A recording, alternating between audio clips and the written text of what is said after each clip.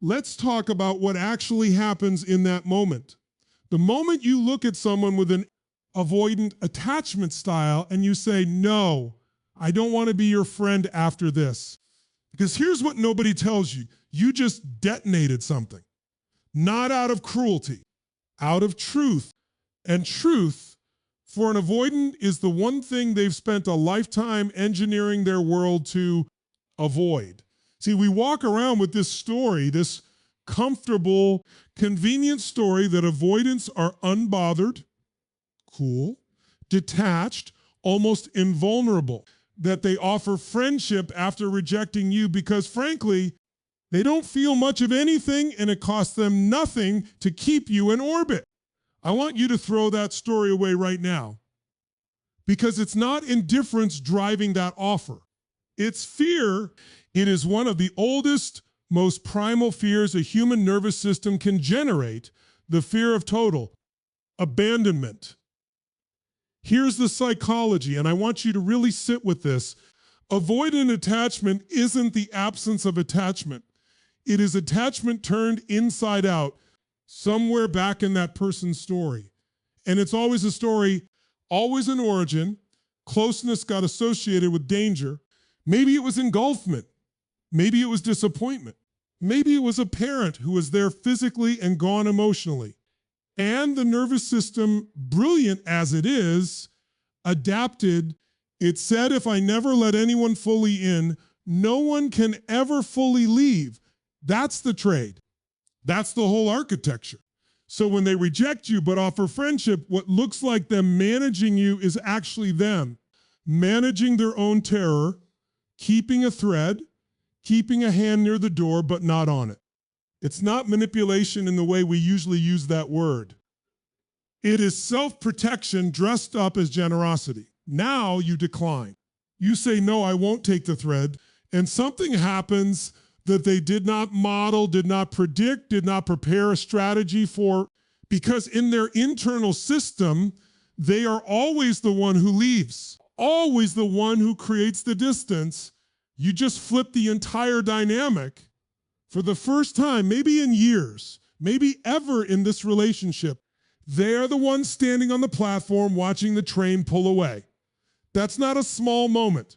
That is a direct hit to the deepest wound in the avoidant blueprint, the wound that says, if I let you close, you'll eventually be the one to go. You just proved the wound right, except this time it's real and it's happening on your terms, not theirs. And this is the part I need you to understand at a cellular level. Their reaction from here, whatever it looks like, whether it's silence, whether it's a flood of messages, whether it's anger, none of it is actually about you anymore. You have become the mirror.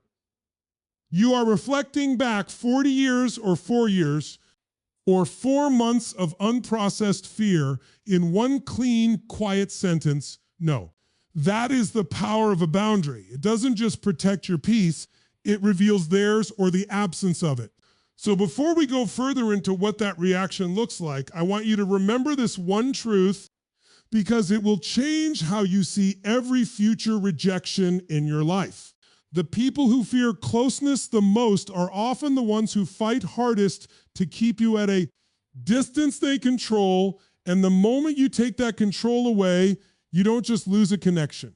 You expose the truth they've been running from their entire life. Now let's go one layer deeper. Because the abandonment wound we just talked about, that's the emotional charge. But underneath that charge, there's a mechanism, a structural need, and that mechanism is control. I want you to understand something about avoidant attachment that most people get completely backwards. They think avoidants don't want connection. False.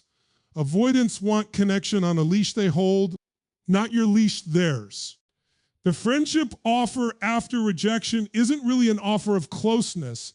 It's an offer of managed proximity. I'll keep you close enough to matter, far enough to never threaten me. That is the entire architecture of the arrangement, and it works as long as you say yes. The moment you say no, you don't just decline a friendship, You seize the steering wheel out of their hands. And I promise you, very few things unsettle an avoidant nervous system faster than losing the ability to dictate the terms of intimacy. Think about it philosophically for a second. What is control really at its core? Control is a strategy the mind builds when it doesn't trust itself or the world to survive. Uncertainty. The avoidant person has built an entire relational operating system around one governing law. I decide how close you get. I decide when the door opens. I decide when it closes. That's not arrogance. That's survival architecture. It's a nervous system trying to outmaneuver pain before pain arrives. So when you decline their friendship, here's what actually collapses for them: the exit ramp. The off-ramp they built specifically so they could downgrade the relationship without fully losing. It's the emotional equivalent of a demotion they get to author themselves. We're not dating anymore, but we're still friends. And it lets them keep a foot in your life while removing all the risk that real intimacy requires. That's the deal they were counting on, and you just tore up the contract before they got a chance to sign it their way. This is why you sometimes see a reaction that looks disproportionate to what actually happened. You didn't yell, you didn't attack them, you simply said, I don't want a downgraded version of this. And yet the response can be intense because it's not really about the friendship. It's about the loss of authorship. For possibly the first time in this dynamic, someone else is writing the ending. And here's the deeper truth. The one worth carrying with you long after tonight: control is never really about the other person. It's about a person's relationship with their own uncertainty. When an avoidant loses the ability to script the outcome, they're not just losing you, they're being forced, often for the first time, to sit inside unpredictability without a script to manage it. That is deeply uncomfortable for someone whose whole system is built on predictable distance. So understand this. When you hold your boundary and refuse the let's still be friends offer, you are not being difficult, you're not being cold, you are simply refusing to be managed. And that refusal, quiet as it is, forces another human being to confront a question they have spent years avoiding. What happens when I don't get to control how close someone gets to my heart? Here's what I want you to take with you. Boundaries don't just protect your peace, they reveal who was never actually choosing you, only choosing control. Now, here's where it gets interesting, because what happens next often confuses people more than anything else in this entire dynamic. You'd think logically that once you decline the friendship, once you take away the control, once you refuse to play the role they scripted for you, they disappear. Simple, clean, done. But that's not always what happens. Sometimes the opposite happens. Sometimes you see a surge, a sudden spike in contact, a text checking in just to see how you're doing, a call that has no real purpose except to exist, a comment on something you posted 3 weeks ago that they'd never engaged with before. And I want you to understand what's happening here. Because on the surface, it looks like longing. It looks like realization. It looks like maybe they do want me after all. But psychologically, it's something else entirely. This is the nervous system's attempt to restore equilibrium, not necessarily to restore the relationship. There's a difference, and that difference will save you years of confusion if you learn it now. When you took away their exit ramp, when you refused the downgraded friendship, you didn't just disrupt their control, you disrupted their homeostasis. Every system, biological or emotional, seeks equilibrium. And when equilibrium is threatened, the system doesn't ask, is this good for me long term? It asks one primitive question: how do I get back to stable? For an avoidant, contact, even minimal, even low stakes contact, is often the fastest route back to feeling regulated, not because they've changed, not because they've suddenly done the deep work of confronting their fear of intimacy, but because your presence, even in small doses, is familiar, and familiar feels safe, even when it isn't healthy. This is critical, Pursuit is not the same as desire for closeness. I need you to separate those two things permanently in your mind. A person can pursue you and still be terrified of you. A person can reach out and still have zero intention of ever removing the walls that made you leave in the first place. What you're witnessing more often than not is a self-soothing behavior wearing the costume of romantic or platonic interest.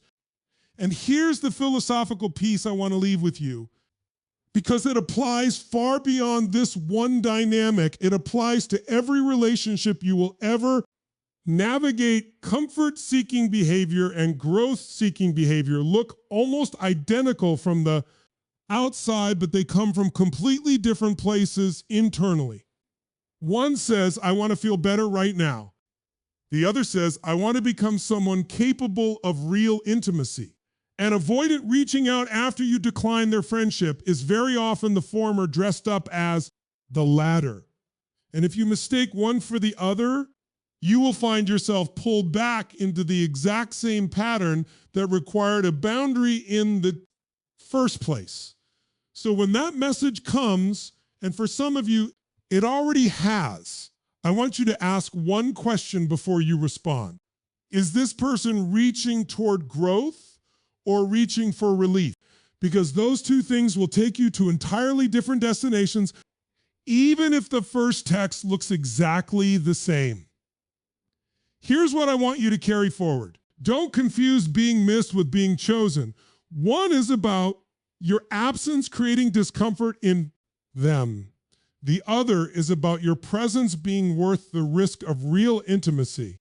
But now let's talk about the other side of that coin.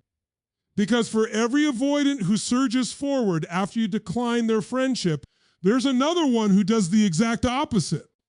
Silence, total withdrawal, not a text, not a call, not even the courtesy of a goodbye. They vanish so completely, it's as if the relationship never existed at all. And I want to tell you right now, this isn't weakness on their part, and it isn't proof that you meant nothing to them. It's something far more automatic than that. It's confirmation. Here's what I mean by that. Every human being walks around with a set of internal narratives, stories we've told ourselves so.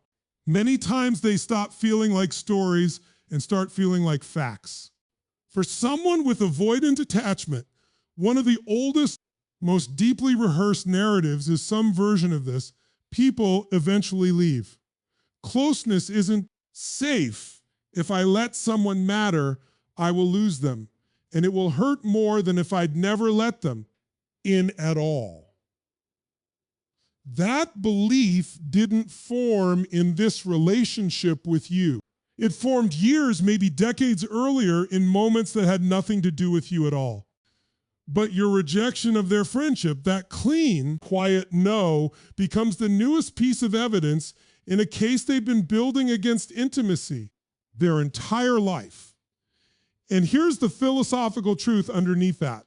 The mind does not seek happiness nearly as aggressively as it seeks certainty. Given the choice between an uncertain path toward connection and a certain path toward isolation, the avoidant nervous system will very often choose certainty even when that certainty is painful. Withdrawal to them doesn't feel like loss, it feels like relief. It feels like, see, I knew this would happen. At least now I don't have to wonder anymore. That is a devastating way to move through life. But I want you to understand it's not a decision made from strength. It's a retreat made from exhaustion, the exhaustion of hoping this time might be different.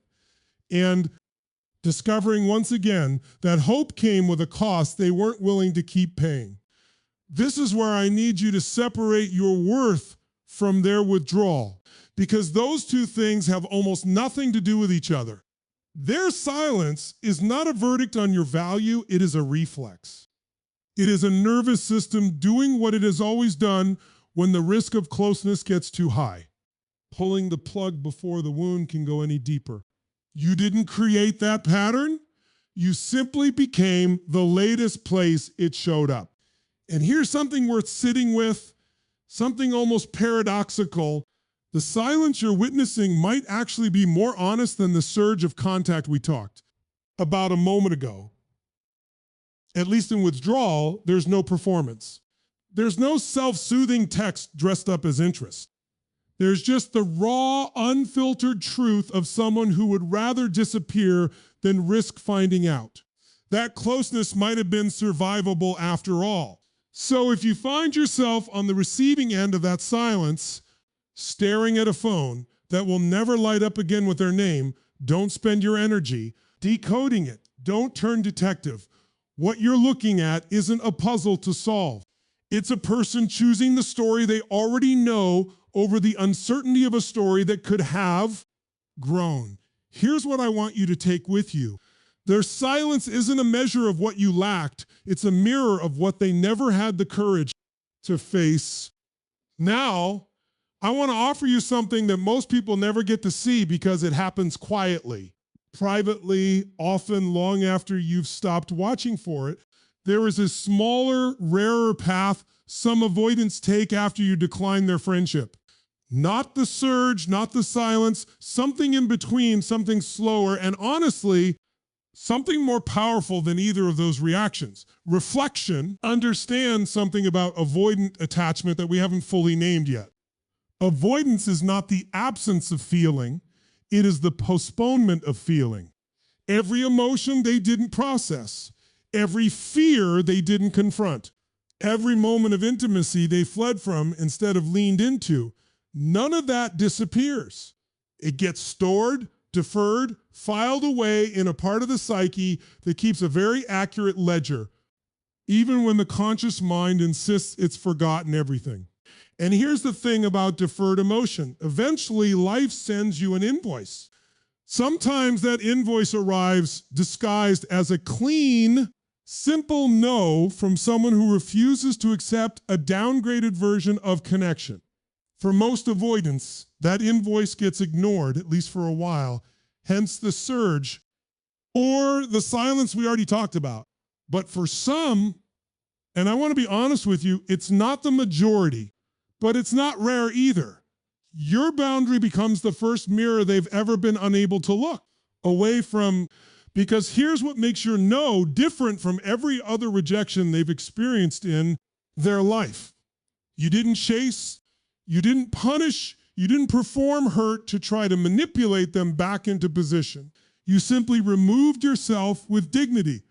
And dignity, ironically, is far more haunting than anger ever could be. Anger gives them something to defend against. Calm, boundary departure gives them nothing to fight, only something to sit with. This is where real psychological movement can begin, if it begins at all, because self-reflection doesn't get triggered by pain alone. Plenty of avoidants have experienced enormous pain and simply built higher walls around it. Reflection gets triggered when pain arrives without an escape hatch. When there's no one left to blame, no drama to distract from the discomfort, no chaos to numb the signal, just quiet. And in that quiet, some people, not all, but some finally ask themselves the question they've been outrunning their entire life: why do I keep doing this? Why do I keep needing an exit, even from people who were never trying to trap me? I want to be very clear about something, because I don't want you leaving here chasing a fantasy. This reflection, when it happens, is not a project you can create for someone else. You cannot engineer someone's growth by being patient enough, hurt enough, or hopeful enough. If reflection comes, it comes because your boundary created the conditions for it, not because you managed, waited, or performed your way into it. Your job was never to fix their capacity for intimacy. Your job was simply to stop being the person who kept the door open long enough for them to avoid ever knocking properly. So if you ever hear that someone reflected, grew, or changed after you walked away, let that be information, not an invitation. Growth that happens after you leave is still growth, but it does not obligate you to return and witness it in person. Here's what I want you to carry with you. Your boundary was never meant to fix them, but if it becomes the mirror that finally shows them the truth, that's their reflection to sit with, not your responsibility to manage. Now let's bring this all the way home, because everything we've walked through tonight, the wound, the control, the surge, the silence, the reflection, all of it points toward one final truth. A truth that has nothing to do with them anymore and everything to do with you. Your boundary was never really about punishing an avoidant for how they love. It was never about proving a point, winning a moment, or teaching someone a lesson they may or may not ever learn. Your boundary, that one, quiet no, was a declaration, not to them, to yourself. It said, I am no longer available for a relationship that only exists on someone else's terms of safety. Here's what I need you to understand about respect, because most people get this completely wrong. Respect is not a feeling someone has about you. Respect is a structure you build around yourself, brick by brick, decision by decision, boundary by boundary. It doesn't matter how someone reacts to your no with a surge, with silence, with reflection, with rage. Their reaction is data about them. Your boundary is architecture about you. And architecture doesn't collapse just because the weather outside gets stormy. Think about what you actually did when you declined that friendship. You said, in effect, closeness requires reciprocity, not just proximity. That is one of the most important distinctions a human being can learn in their entire emotional life. Proximity is cheap. Proximity just means someone is nearby, in your phone, in your circle, in your orbit. Reciprocity means someone is actually meeting you, showing up with the same vulnerability, the same risk, the same investment you're bringing to the table. An avoidant offering friendship after rejection is very often offering you proximity dressed up as connection, nearness without the nourishment. And you, by declining it, refuse to let cheap proximity masquerade as real relationship. That is not coldness, that is clarity. And clarity, ladies and gentlemen, is one of the rarest currencies in modern relationships. Here's the deeper philosophical layer I want to leave you with. Every time you hold a boundary that costs you something in the short term, the comfort of their presence, the familiarity of the dynamic, the hope that maybe this time will be different, you are casting a vote for the kind of person you are becoming, not the person you were in that relationship. The person you're building moment by moment, choice by choice for the rest of your life. Boundaries are not really about the other person at all. They are self-portraits. Every no you speak with dignity is a brushstroke in the picture of who you are. And I'll tell you this, the people who learn to hold boundaries without needing the other person's approval, without needing them to react well, without needing them to understand or apologize or change, those are the people who build relationships later in life defined by depth, not by drama. Because they've already done the hardest work. They've learned that their own peace is not negotiable, no matter how compelling the offer to compromise it might look. So whatever happened with the avoidant in your life, the surge, the silence, the slow reflection, or nothing at all, I want you to understand that none of it was ever really the point. The point was always this moment right here, where you get to decide what you will and will not accept in the name of being loved. Here's what I want you to carry out of this room tonight into every relationship you will ever have again. A boundary isn't the end of a connection. It's the beginning of a life where you're only close to people who are willing to meet you, not just orbit you. Let's bring it all together now, because tonight wasn't really about avoidance. It was never really about attachment styles or psychology terms or understanding someone else's wiring. Tonight was about you. And the moment you decide to stop shrinking your life down to fit inside someone else's fear, think about the journey we just took. We started with a wound, the abandonment fear that cracks open the second you refuse the downgrade. We moved into control, the realization that what looked like an offer of friendship was really an attempt to keep authorship over your closeness. We watched the surge pursuit that looks like desire but is often just a nervous system chasing equilibrium. We sat with the silence withdrawal that isn't a verdict on your worth, but a retreat into an old, familiar story. We touched something rarer, reflection, the quiet mirror your dignity created, whether or not you ever get to see its reflection. And we ended where everything was always meant to end, with you, with respect, with the architecture. You build one boundary at a time. Here's what I want you to understand deep in your bones before you leave here tonight. Their reaction was never the measure of your decision's worth. Not the surge, not the silence, not even the growth. If it ever comes, you do not need their evolution to validate your boundary. You do not need their tears, their absence, or their sudden clarity to prove that you did the right thing. You already know you did the right thing because you did it from a place of self-respect, not from a place of control, punishment, or fear. Here's the truth I want ringing in your ears long after you walk out of this room.